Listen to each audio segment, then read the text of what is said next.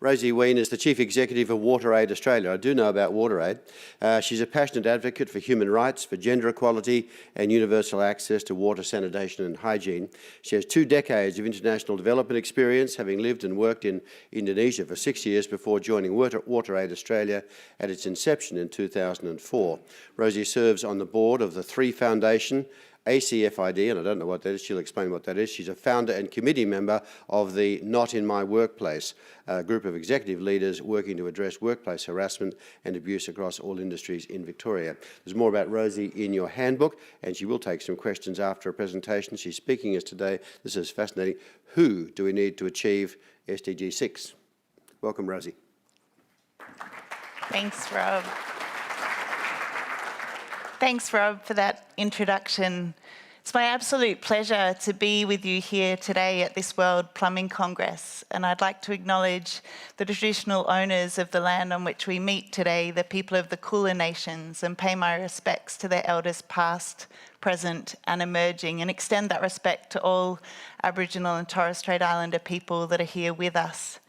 And indeed, extend that respect to all of you. It's, I don't know about you, but whenever I walk into a room, I just suddenly got these nerves, especially when I put this on.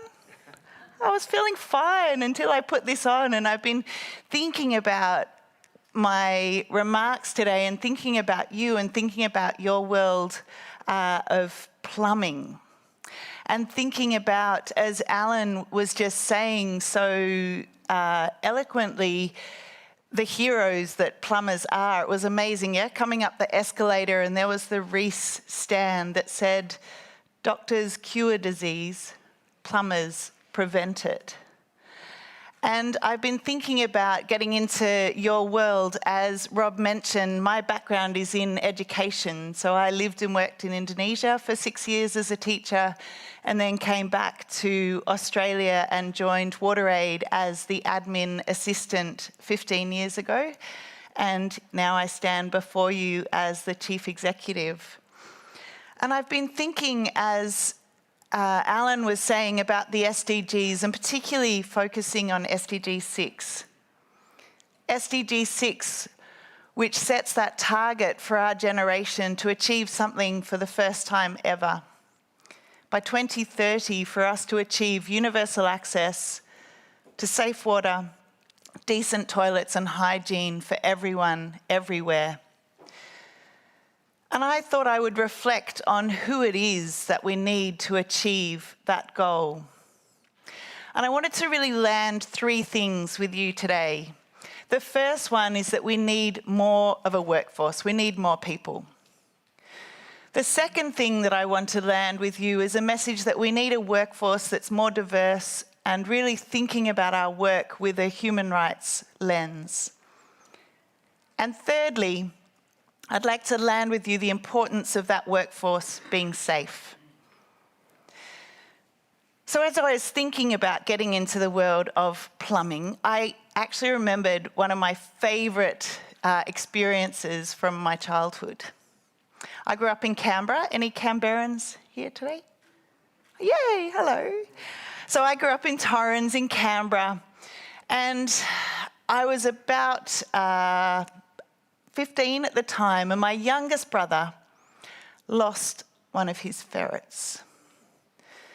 Hours and hours of searching, we finally found his ferret in the downpipe of our neighbour's house. We could hear it. And it is family lore now that we always tell friends and family about my father's phone call to the plumber to come and get this ferret out. Yes, it's a ferret. No, can you come now? Not only did that plumber come to our house, he brought his whole family. I also have been thinking about it, and I was chatting with Peter, a plumber, and asking him to understand, well, why did he become a plumber, and to try and get a picture of what a day in his life was like. And he was also telling me a childhood story of the first time he remembered a plumber coming to his house and doing the work in the kitchen that the family needed to fix a leak, and then seeing the exchange of money and going, I like that job. And that was his dream, and now he is indeed a very successful plumber. And I was asking him, what's a day in his life look like? And he said every day is different, but every day he makes a difference in somebody's life. It's also a job that's enabled him to have flexibility and to be a really engaged father. His daughter, who's 11, is having a bit of trouble at school, and it makes such a difference for him now that he's able to manage his life flexibly. So I've been thinking about this world in plumbing and thinking about the Sustainable Development Goals. And as Alan said, it's not really rocket science what needs to happen. And yet, on this day in Melbourne, as I stand before you, as we've heard already, there are over 2 billion people in the world that don't have access to a decent toilet. There are over 700 million people in this world today that don't have access to safe drinking water.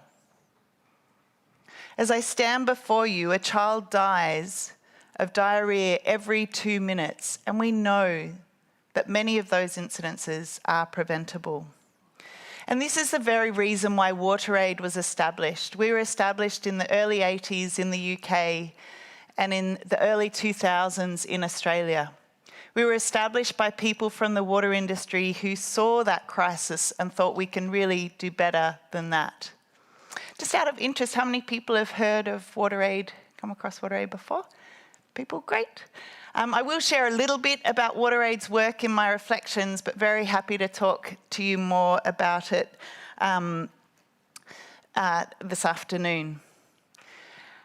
And so Alan said, and I think Alan's example from the Philippines is a really good example about what needs to happen for those 2 billion people to get access to decent toilets and the 700 million people to get access to water. We need systems that work, yeah?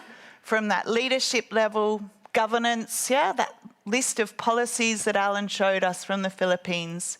We need that leadership, we need governance, we need investment in operations and maintenance, we need financing, we need to be thinking now about our future and our water future and climate resilience.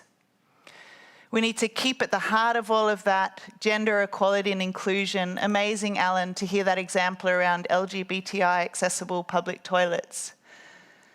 And of course, we need people. We need the workforce to deliver all of that. And so I, as I said, wanted to reflect on 3 things: the number of people that we need, the way that they work, and their safety.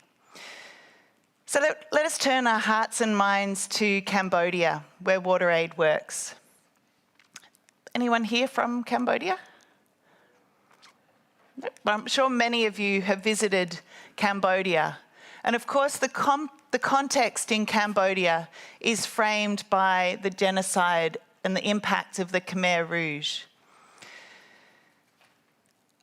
What happened in Cambodia during that time was any professionals, academics were killed, and many, many other people. For example, I wouldn't have survived because anyone that wore glasses was killed. Have a look around you at the people around you and try and imagine if 30 years ago that happened here today. Who wouldn't be here in the room? So in Cambodia, in that context, the government has looked at achieving universal access to water and sanitation by 2025. So they're trying to beat the Sustainable Development Goal target. To do that, they need over 12,000 people, skilled workforce. At the moment, they have 775. So they really need the skills and capacity, and they need to attract people into the workforce so that they can indeed deliver those life-saving services. And we're working with the government to do that with others. But to do that, we also need to break down some of the barriers that are stopping people from joining the water and sanitation workforce, and particularly women. We know from the research that we've done that some of the fundamentals that attracts women into the workforce and girls. Some of the subjects that they need to be studying at school just aren't being undertaken by girls. So it's really important that we're thinking through how we can build a pipeline of people, excuse the pun, coming into the workforce in Cambodia and in many other parts of the world. As I said earlier as well, we need the numbers of people, but we need a more diverse workforce as well. And as Alan was highlighting, a workforce that's open to collaborating and working with a human rights lens. What do I mean by that? I remember in March 2011, when I was a project officer with WaterAid, I was in Papua New Guinea. We were doing work with our partners, and we were meeting with a whole group of young people, talking about the importance of toilets in schools. We'd been doing a workshop, sitting around in a group like this, and we had morning tea. And we were up in the highlands of Papua New Guinea, and it gets quite cool up in the highlands. So I went outside with one of the participants. Her name was Simona.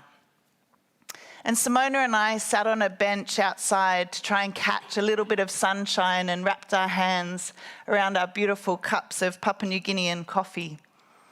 And I remember Simona's amazing purple top that she had on that just glowed in the sunlight. And I took that private moment to ask Simona what it was like for her when she was in school and how she managed her period when she was at school.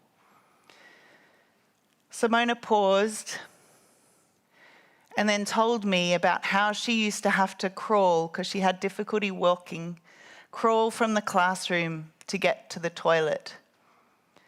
Now, I'm not sure exactly what sort of toilet you're imagining in a school when I tell you that, but I've been to some of the toilets that haven't been improved in Papua New Guinea.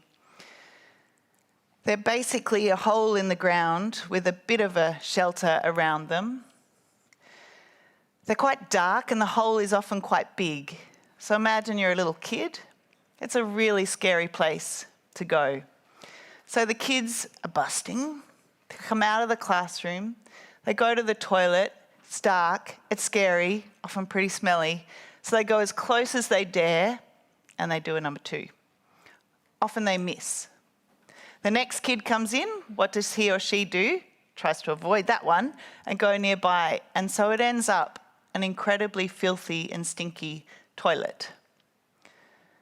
So imagine that for Simona, having to crawl into that place to use that toilet to manage her period.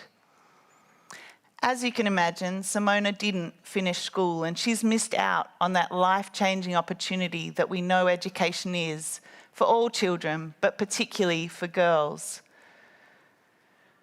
So my call is for us who work in water and sanitation to ensure that the infrastructure that we're building really takes that human rights approach and makes sure that what we're building is accessible for all.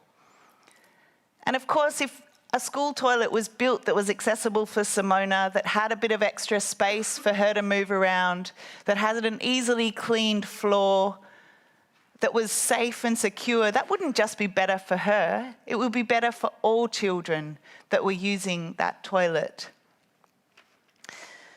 So we need more people and we need to be working and have a more diverse workforce and to really be collaborating. And then thirdly, we need to ensure that those working are safe. I don't know if you know it, but in India, there is an absolute toilet revolution. I don't know, Shane, if you've had speakers from India talking about the Swachh Bharat, where the government has set that vision of ending open defecation. It's incredible. I think that the government will be announcing soon where they think that they've got to in achieving that mission. So it's fantastic. It means that there isn't all of that shit, I hope I can say that in this audience, yes. There isn't all that shit lying around in the fields, in sewers, in gutters, around train lines. There isn't that human impact from all of that shit and disease within the community. Where is it now? It's in pit toilets, it's in septic tanks, It's now created another human rights issue, and that's for the sanitation workers. I'd like us to put ourselves in the shoes of, I'm going to call him Raza, a sanitation worker in India. But I can't literally put you in Raza's shoes because he doesn't wear any when he goes to work. Raza's job as a sanitation worker in Delhi, his job is to go in and clean out blocked pipes or to clean out septic tanks. Raza arrives at work in his shorts, as you can see, and that's it. He will stand above a pipe and lift off the cover, whatever that cover looks like. And his safety equipment is looking down and seeing if there are any bugs or cockroaches that come out. If they do, he takes that to mean it's safe to go in. If they don't, he takes that as a sign that there is deadly gases in there. Raza has one of the deadliest and most horrendously impacted jobs in terms of discrimination that I can imagine. A sanitation worker like Raza, since they've started counting in India in 2017, dies every 5 days. So WaterAid is working with our partners alongside sanitation workers, men and women like Raza, so that they can have a voice to impact on legislation and to organise so that they can have a workplace that is safe and to change some of these incredibly discriminatory practices. So I hope that today I have been able to land for you the key messages. As we heard already, the work of water and sanitation is absolutely transformational and adds so much value to people's lives. We know that it's central to the Sustainable Development Goals, particularly Goal 6, but across all of the different goals. And I say to you that for us to achieve SDG 6, we need more people, we need a more diverse workforce that is working collaboratively and with a human rights approach. And thirdly, we also need our people to be safe. Thank you.